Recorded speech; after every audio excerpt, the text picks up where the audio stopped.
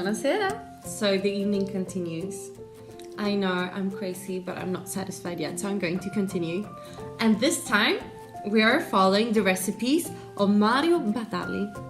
And this man and Massimo Bottura have been friends for almost 20 years. And if it wasn't for Mario, Massimo Bottura might never have succeeded, because he was the one to encourage him to continue to sell the balsamico in his Osteria Francescana in the beginning when it was passing a rough time. So this was one thing that actually made him continue. And I'm so grateful to Mario. Thank you, Mario. Bless you for keeping Bottura on his feet. And Mario Batali, he's a very famous chef in the States, and he is famous for importing many Italian dishes, the real Italian dishes, into America, making them famous in the real Italian way. And he has got many restaurants in New York, for example, and also in Las Vegas. He's a philanthrope in that way, and he stands for so much love. Like, the food is love, it's all in his veins. And this episode, when he was cooking in together in Milan with Massimo Bottura, it was a magical evening. You can also see it in the documentary, that there was one guy from Senegal who brought his guitar to the dining room, and after the first course he started to play. He was playing blues on his guitar, and the atmosphere just completely changed, and people started dancing, and they were enjoying so much.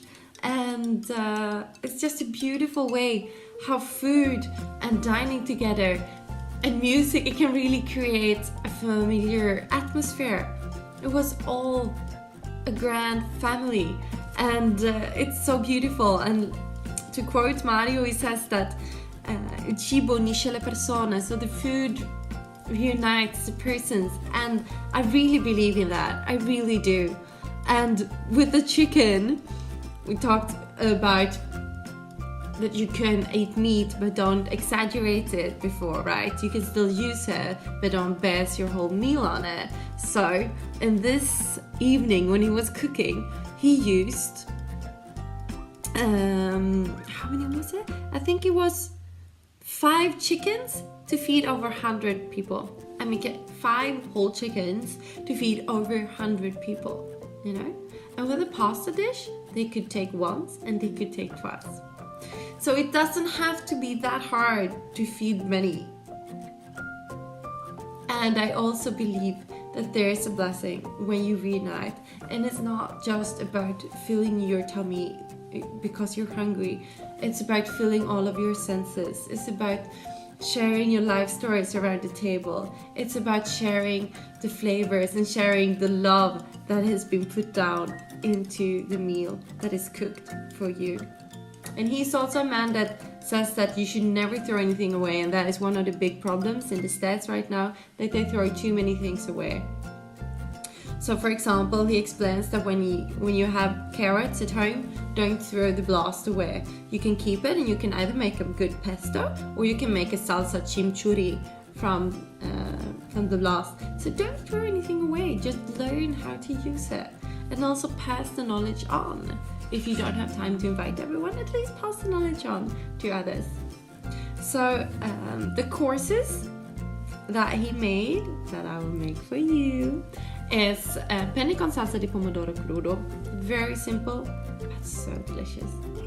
And then the second one is coq au vin con polpette di tacchino e finocchio al forno. So that's the second course. I think we might start there, because I have so many things to cook and so many people to feed. The last course is, I might do this as well, or I'll save it for tomorrow. We'll see. The last course is almond joy bread pudding. Who doesn't love a joyful bread pudding? For me, it's also a bit of Christmassy, so that's why I'm thinking I might save it. But who knows? I've heard that the Swedes have already started listening to Christmas music, so I think it might be worth it. and one of my best friends, she had a lussekatt, a bun with zafferano, just a few days ago. So fishing on here. So I might do the joyful bread pudding, who knows. And together with that, I will make a homemade gelato alla vaniglia. So, follow me through Mario Batali's recipes. Good luck!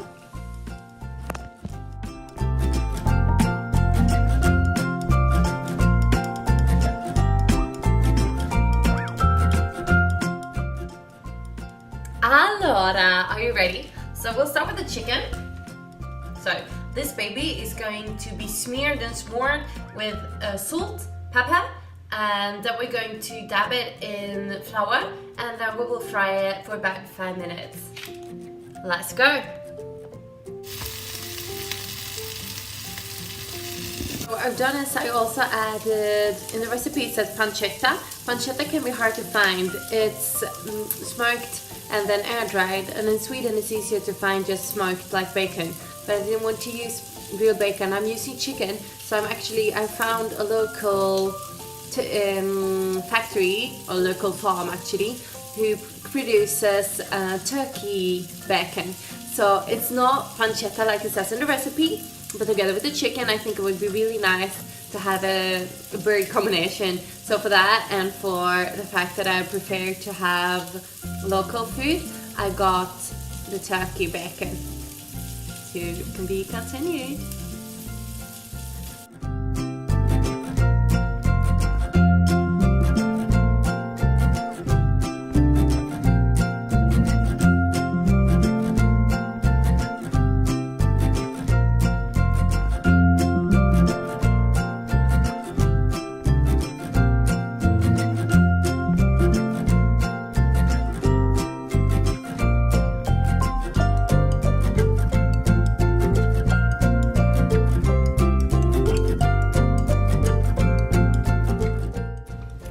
So, the coq au vin is cooking.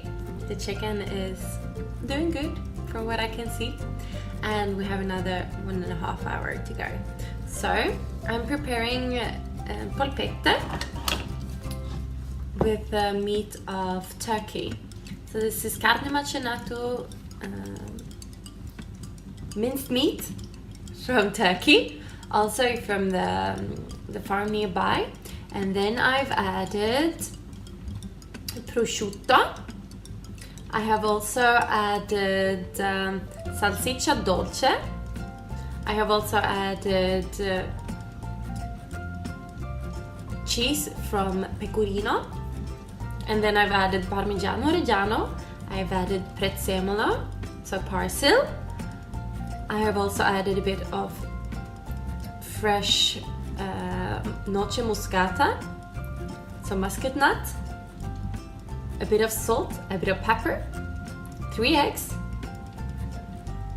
and yeah, and in the bottom I also started with 10 slices of bread, and you know, when it's a bit dry and you don't want to throw it, I just put it under water 5 minutes, and then you remove the water that's exaggerated that you don't need anymore, and you just leave the bread in here. So now I'm going to mix this all together, and then I'm going to shape it into small polpette, so small meatballs, and then I'm going to leave it for rest in the fridge, so all the taste will marry together into sweet little couples. And then after that I will fry them, and we will make a delicious sauce that they can swim in for about 20 minutes.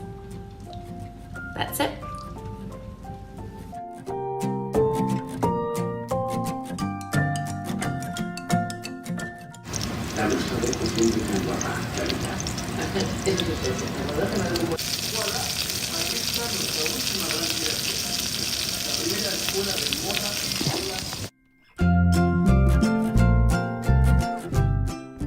So halfway through, like after an hour, do not forget to turn this baby around. It looks so yummy. So if you turn it around halfway through, you can also have a little sip of the taste of the sweet flavors. Like this, when no one sees you.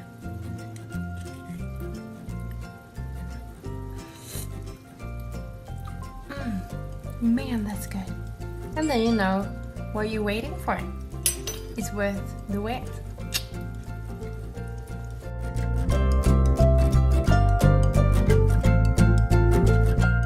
This is the finocchio al forno. So it's the fennel in the oven. So what I've done is that I have made it boil for 6 minutes. And so we have cipolle in agrodolce, which is red onions. In well, first I boil the red onions. You boil it for 6-7 minutes, just so it's soft all the way through. And after that, you immediately take it up. You take off you peel it, and then you just chop it. And when it boils, you prep a frying pan with olive oil and alloro, bay leaves. And after that, when the red onion is boiled and chopped, you throw it in the oil, throw it around for 5 minutes. After 5 minutes, you add a bit of red wine vinegar, that's the word in English, and you also add a bit of sugar. I use zucchero di canna, which is cane sugar. And now I'm just going to let it rest, covered, until it's super soft and all caramelized. And then we just need to put all our items together, and voila, we will have a dinner. Not bad, huh?